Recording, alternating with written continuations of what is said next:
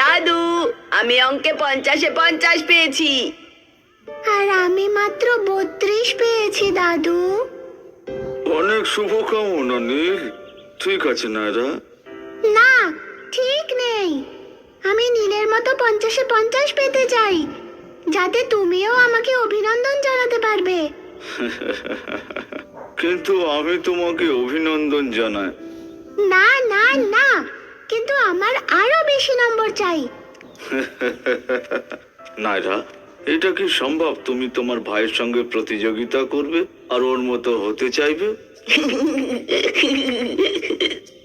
ঠিক আছে, তাহলে তোমাদের একটা গল্প শোনায়।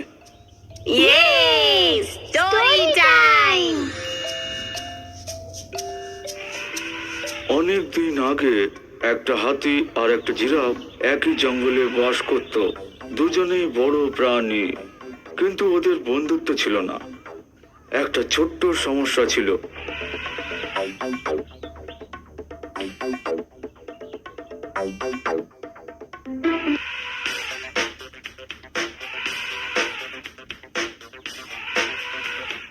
ও, হাতি সত্যি ভাগ্যবান প্রাণী যে ওর একটা বড় সুঁড় আছে। দেখো, ও সেটা দিয়ে সবকিছু করতে পারে। আর আমার দিকে দেখো, আমি ওর মতো কিছুই করতে পারি না। আমি শুধুই লম্বা, কোনো কাজের না। আমি কিচ্ছু করতে পারি না।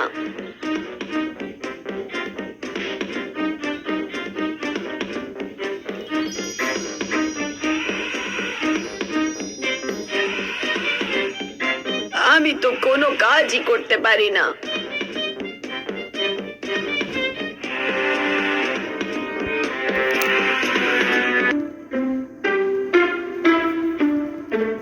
ওহো, এটা কি? মনে হয় মানুষ এটা দিয়ে জল তোলার কাজ করে হয়তো। অবাক কাণ্ড, এটা জঙ্গলে কি করছে? কিন্তু যাই হোক, এটা আমাকে একটা দারুণ বুদ্ধি দিয়েছে। কিন্তু এবার আমারও একটা সুর আছে। ও এটা কি করার চেষ্টা করছে? এটা খুবই মজার।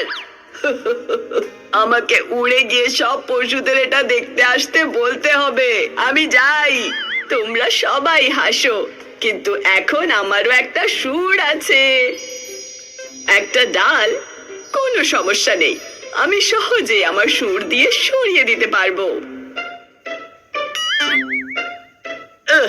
যেতে দাও, আমাকে এখনো শিখতে হবে।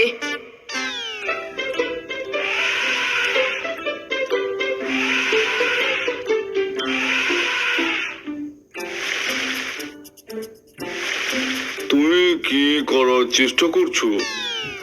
দেখো, তোমার মতো আমারও একটা সুর আছে। তাহলে তোমারও একটা সুর আছে।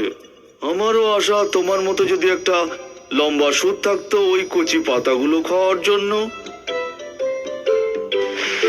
কি, তুমি আমার লম্বা গলাটা পছন্দ করো? অবশ্যই। তার মানে আমি তুমি হতে চাই, আর সব সময় তুমি আমার মতো হতে চাও।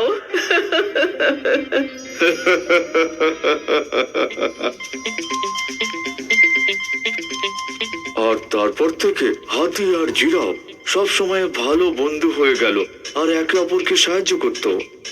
তাহলে তুমি কি শিখলে নায়রা? এটা ঠিক আছে যে নীল আমার থেকে অঙ্কে অনেক ভালো।